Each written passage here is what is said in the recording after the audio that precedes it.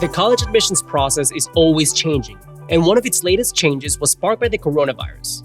This global pandemic was a turning point for many institutions who, after seeing the impacts of the virus, decided to become test optional. As you may recall from our previous lesson, schools that are test optional do not require their students to submit their SAT or ACT scores.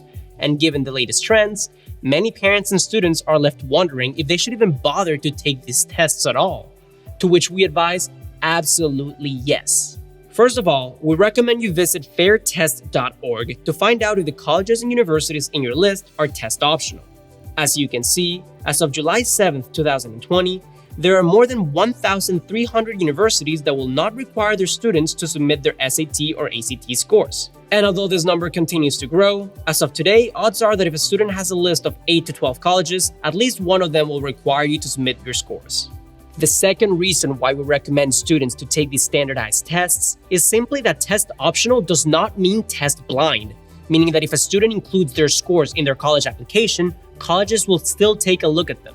So, with this in mind, here is the strategy we recommend at Best College Aid. Since the SAT and ACT scores are not required, many students will not even bother to take these tests. If a student, however, prepares and performs well on all of these exams, submitting the scores will give them a competitive advantage over the applicants who have similar GPAs and extracurricular activities, but who choose not to take these tests. If, on the other hand, you do not perform as well as you would have hoped for, you can simply not send them in. Here's the most important part of this plan. Students should look at both the SAT and ACT mid-range test scores of the schools they're applying to. In order to do this, we recommend you visit the College Board's website and type in the name of every school in your college list. Now, go ahead and select Applying, and then click SAT and ACT scores. Here, you can alternate between the mid-range test scores for the SAT and ACT. And boom, you'll be able to see the school's average SAT and ACT scores. And remember, in Section 3 of the course, we have a complete walkthrough on how to use the College Board's website, so make sure to watch that lesson if you have not already done so. But back to the strategy. Once you have found your target school's average scores, compare them to your own. If you performed above the average, sending them in will act in your favor. But if your scores are well below it, including these in your application may act against you, as it could lower your odds of acceptance and the odds of receiving academic scholarships. If you're interested in learning more about how to use the College Board's website, make sure to join us in our free 1-hour webinar where we talk about our top 10 secrets to go to college with scholarships. Finally, remember that you should take the SAT or ACT in the spring of your third year of high school. Although you have the option to take these tests earlier, there are certain classes that you will take during your junior year of high school that will help you on the test.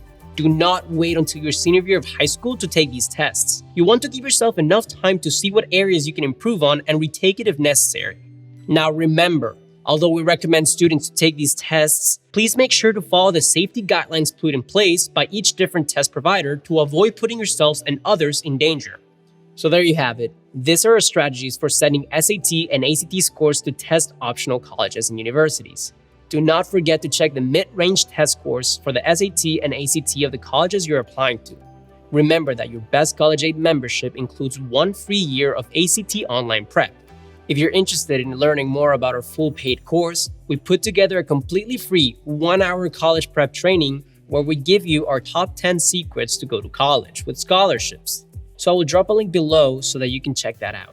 But that pretty much wraps it up. Do not forget to hit the like and subscribe button. And as always, if you have any questions, please let us know.